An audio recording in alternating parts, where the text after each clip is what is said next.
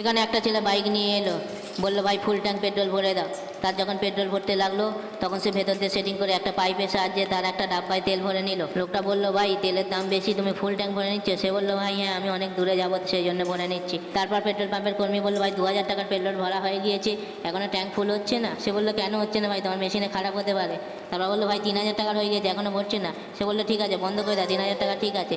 তারপর সে খক খক করলো, বললো ভাই একটু আমাকে জল দেবে। সে জল আনতে গেল, সে সেই টাইমে পাইপ খুলে দিয়ে আর ট্যাঙ্কের ফুটোর মধ্যে একটা স্টিকার লাগিয়ে দিল। সে যখন এলো গাড়ি স্টার্ট দিতে গেল, বললো ভাই গাড়িতে তো তেলই নেই, তোমার মেশিন খারাপ। সে বললো এটা কী করে হয়, আমি চেক করবো। সে চেক করতে গেল, তাকে চেক করতে দিল না। তারপর তাকে পেছন দিকে নিয়ে গেল। তারপর পেট্রোল পাম্পের মালিক চলে এলো। সে এসে বললো ভাই কী হয়েছে, কী ব্যাপার, তোমরা এরকম চেঁচামেচি করছো কেন? বলে আমি 3000 টাকা তেল ভরেছি, তেল নেই। তারপর মালিক বললো এই ডাব্বাগুলো কি আছে? বলে এই ডাব্বায় ডিজেল আছে, আমি খেতি করতে যাচ্ছি। বললো ঠিক আছে চেক করো। তারপর তার ডাব্বা যখন চেক করলো দেখলো তাতে পেট্রোল ভরা। তারপর তাকে ঘরে বেঁধে নিয়ে গেল। তারপর তার পেছনে জুতোর বাড়ি খুব